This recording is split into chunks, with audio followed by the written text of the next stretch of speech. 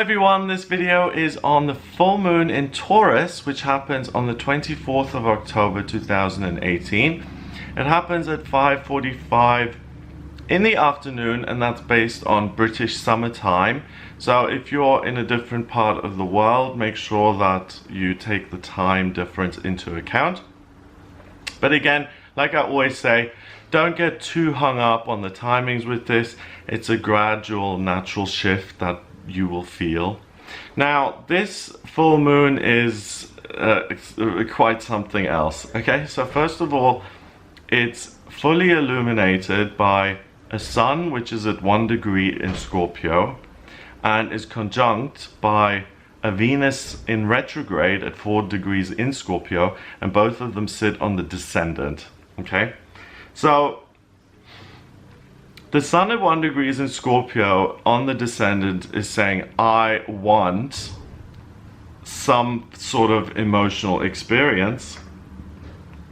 And Venus in retrograde at 4 degrees says, you are entitled to have an amazing emotional experience, and you're meant to explore and experiment and dig deep and really look at experiencing things that you never have before. So Venus and the Sun are in the placement they're at. They're really kind of tempting you to try out new things and to behave in ways that you usually wouldn't. Now that energy illuminates the moon. The moon is 180 degrees away, so it's fully lit up. It's at 1 degree in Taurus. So that full moon is going to shower you with Taurus energy. And Taurus is about stability and structure and security and money coming in and wealth and beauty and sensuality and the body and relationships and love and creating beautiful things and not changing, just growing. That moon at 1 degree in Taurus is going to urge you to do something, to create something physical, or to act in one of those areas that I mentioned, to experience real sensuality. What's interesting to note is that Uranus, the planet of rebellion, eccentricity, and chaos, is sitting at 0 degrees in Taurus on top of that moon. Now, each house in the horoscope you see on the chart has 30 degrees. Now, whenever anything is at 0 degrees, I feel that you get the quintessential nature of that planet. When something is at 1 or 29 degrees, it becomes heightened and even stronger because it's on the cusp, it's on the very verge of that energy. So, firstly, you have a twisted desire illuminating the moon, and that moon then is going to be illuminated with these twisted Venus retrograde desires, and it's going to blow up in some sort of tangible physical way. With Uranus sitting on top of it, it's likely that you're going to take action that you would have never considered before. And the rising sign also is 2 degrees in Taurus. 1 and 2 is a relationship. Taurus is about sensuality and connecting. So it's a very earthy day. You're really going to fall in, the potential is to fall into the trap of materialism and the body and beauty, and the only thing that counts is what label they're wearing and whether they're beautiful or not, and having someone as an accessory. This is the Venus retrograde twisted stuff. This is why it's a bad idea to get into a relationship during a Venus retrograde, because it's all the wrong things. Even you, who are on a spiritual path, are going to experience like, oh, this really works for me because, oh, he's got a private jet. That makes life so much easier. Okay, he's a little bit annoying, but the jet makes up for it, kind of, you know? So also a full moon in Taurus will give you great health. It'll shower you with great assistance in terms of healing your physical body. It's also good with the throat. So speaking your truth, letting pain out, expressing yourself, even if it's unconventional, is very good to do during a full moon in Taurus. This moon is also called the hunter's moon. Taurus is very earthy, you know. We're hunting things now in the northern hemisphere to store them to get through winter. So this is when you really take initiative and you're at your most animalistic. You know, you're a hunter, you go out with a spear and you kill a rabbit and you skin it and you eat it, and then you make love to your wife, and it's very carnal. So the moon creates a grand cross. You'll see that big red square in the middle of the chart. You see it? It starts with the moon in Taurus with Uranus on top of it. It then forms a square with your south node in Aquarius. Another square with Venus and the Sun in Scorpio, and the north node in Leo. So a grand cross is something that gives you loads of energy, but that makes you focus on lots of different things that don't really go together. So on this day, you're really going to want to behave differently in some way. You will want to have a new physical experience.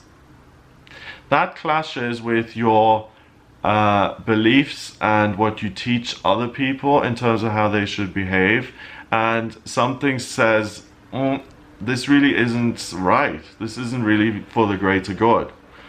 Sun and Venus will say, I don't care if it's good or not, or if it's right or wrong, I want what I want when I want it now.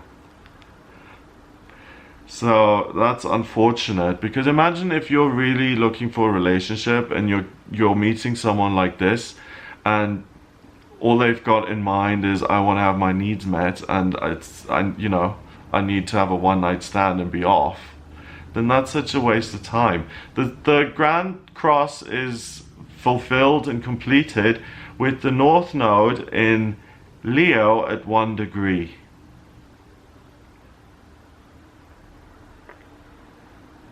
Yeah. So what you can learn during this full moon is the trade-off of either selling out and letting go of your traditional beliefs and morals and values and saying, to hell with all of that, I'm going to experience everything that life has to offer. I'm going to taste every fruit. I'm going to taste from everything. Versus, so putting yourself in the spotlights and experiencing everything, versus really saying, this doesn't feel right, I'm just gonna sit this one out. I'm not gonna go out today and find some sort of experience that's not gonna serve me in the long run, and that just satisfies a short-term need. Because the physical needs are always short-term and they come and they go. You know, food, hunger, you satisfy that with food. Thirst, you satisfy that with water. If you need to be intimate and sexual with someone, then if you're lucky and married, and if you're in a relationship, then you can handle it that way.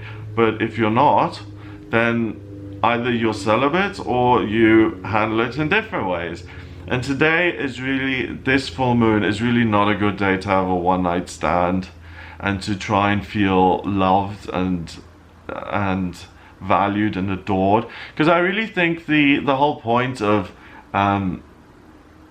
one-night stands and things like that, both people know that, okay, this isn't going to be a relationship, but at least there's physical contact and there's intimacy, even if it's just on a physical level.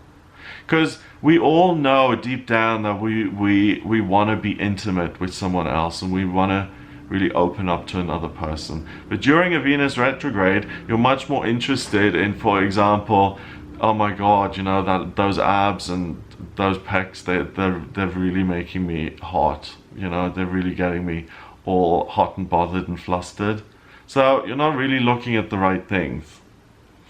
Now, we also have a grand trine in the chart, which is an area of talent. It connects Jupiter and Mercury in Scorpio with Chiron in Pisces and the North Node in Leo. Interesting. So the good luck comes from your friends, your family, the people who will remind you of who you are. That will prevent you from doing anything that's going to cause you pain or your family pain. And that's going to keep you out of the newspapers or out of some sort of infamy or some sort of problem that you create for yourself here. Because a hunter is a hunter. A hunter is strong and physical and manly. And when you're in that mode, you can cause problems. So the Grand Trine, what's the talent here? The talent here is that if you surround yourself with other people who love you and you connect with a higher power, then you're really going to maintain your beliefs and not fall into the trap of going on a big bender during this full moon, which is really kind of a strange way of teaching us self-discipline. Yeah, so this full moon, you'll see a lot of people having a really good time on the 24th of October, and it's not really about having a good time, because what they're focusing on is the alcohol changing their mood, the way other people look, flirting, chemistry, all of that stuff. It doesn't actually add anything to them. What they'll figure out is that the more they do that kind of thing, the more empty they feel. And the thing that fills you up is a relationship that's genuinely based on I like you. As simple as that.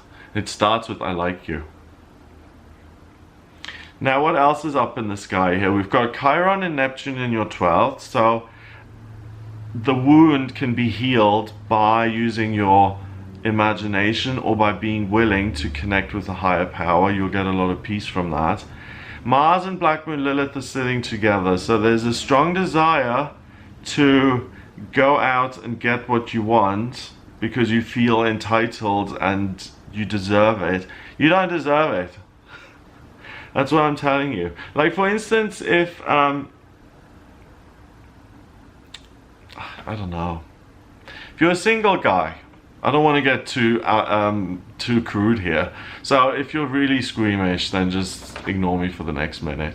But if you're a single man, for instance, and you haven't slept with anyone for 2 years, and this full moon comes along, and it's like, oh my God, it's now or never.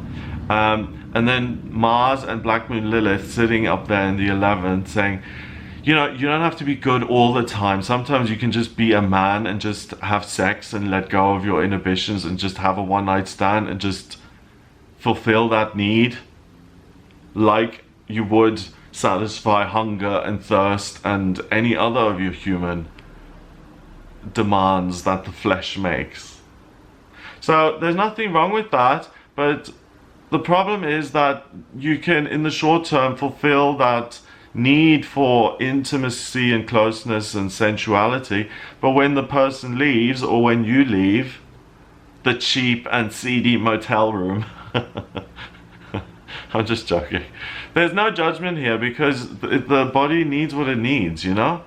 And I'm certainly not one to moralize.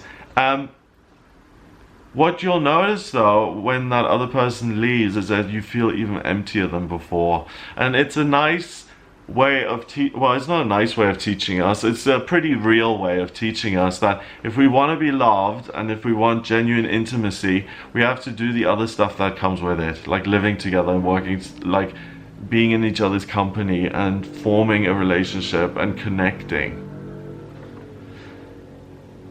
Jupiter and Mercury really help you in the 7th, so have good people around you today. They will save you from yourself. Saturn's in your 9th at 4 degrees in Capricorn, so as far as you're concerned, you're not going anywhere. You want something different. Pluto is at 18 degrees in Capricorn. There's this spiritual sense of I need something different, something, I need a change.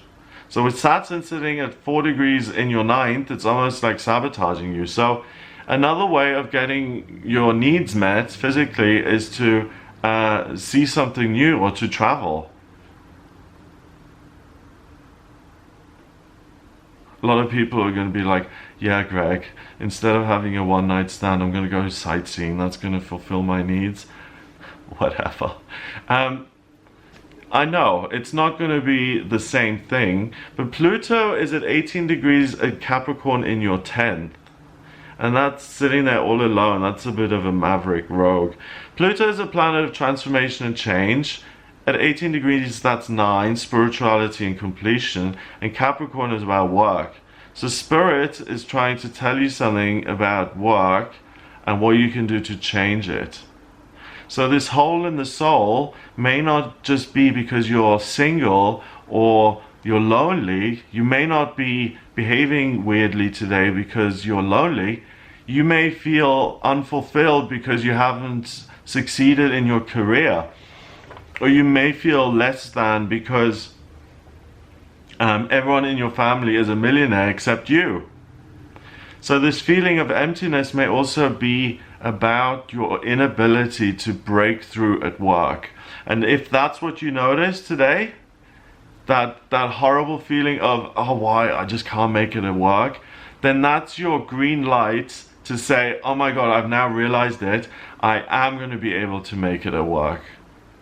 Whatever is going to come into your mind. So what do I need to fulfill? Is it physical demands? My body is making demands of me? Or is it to see different places? Or no,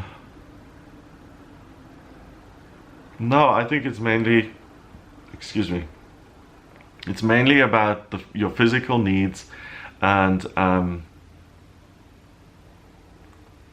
those creating a hole in the soul. And the hole in the soul can only be filled by a genuine relationship, like I said, or a meditation practice. And when you meditate, you also get information, not just about relationships, but you get information that will tell you how to get all areas of your life to work.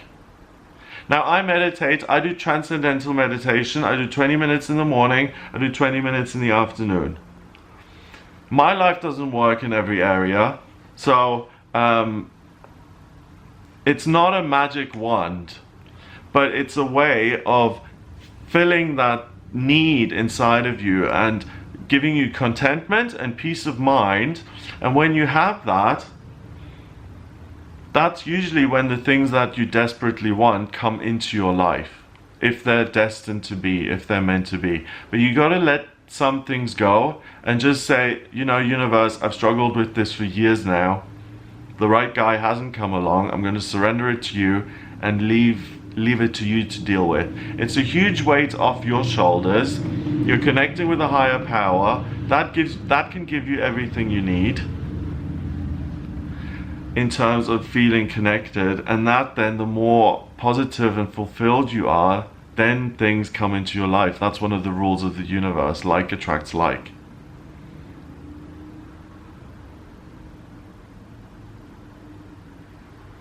Just looking at this a different way to see if there are any other aspect patterns here. No, I don't think so. I really think this is a wonderful opportunity for people who are agnostic or atheist to really do something unusual in terms of their physical needs and their physical bodies, and to really realize through that the body isn't the be-all and end-all, and that you're not going to fulfill your life purpose by living a hedonistic lifestyle. The only way you can achieve a real purpose is to connect with something and to be proud of yourself for sharing value and for adding meaning and for leaving a legacy. So it's an opportunity for a lot of people to wake up and to say, so like they're in the middle of a dance club or on a dance floor, let's say. Middle of a dance floor, you're a gorgeous guy, you've got this super hot chick on your arm, you're dancing, both of you together, the lights are on, golden glitter is falling down on you, everyone's cheering, everything's wonderful, and you just feel, you suddenly have this ting, and it's like, you look around and it's like, this is all nothing. Nothing. The glitter is going to be swept up tomorrow. The girl, I don't even know her name. The music is going to be off. This means nothing. And sometimes it's okay to do something like that means nothing. Not everything we do has to be like heavy and meaningful. But the great thing about this full moon, while you're off partying, you might have a natural opportunity to have a spiritual awakening. Because it's built into this full moon. And if you have a spiritual awakening, you've won. Because once you have a connection with a higher power and you stop saying, what am I going to do with my life? And you start asking, what are we going to do with this life? Then you've won. Because then things are going to start working in your life. You're going to feel connected and you're going to move forward in life. Okay? But, yeah. A lot of people have to do hard work to have a spiritual awakening. A lot of people have to go through the 12 steps to have a spiritual awakening. But sometimes it's just built into the charts, and certain people who are close to having a breakthrough, this is just the trigger point or the final straw that breaks the camel's back, in the sense of you kidding yourself and realizing, you know what, this doesn't actually make me happy. I need to connect to something bigger.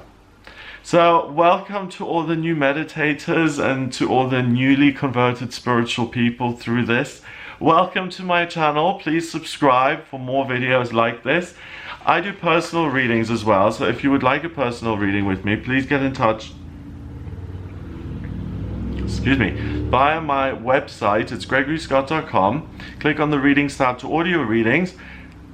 Readings. In my personal readings, I use astrology, tarot, and numerology. The astrology chart shows me what your vocational aptitudes are, where you've been in past lifetimes, why you're in this lifetime, what your life purpose is, what's destined for you in money and career, health, love, family, spiritual progress. I can look at all of that. I can answer your questions. And I can look at compatibility with other people. So I can even look at where the best place to live is for you by using the astrocartography. If you're interested in a reading with me, please get in touch via the website. Have a wonderful full moon. Check out some of my other videos, the daily tarot videos, the weekly horoscopes, and the monthly horoscopes. Have a great time. Thanks for watching, and I'll speak to you soon.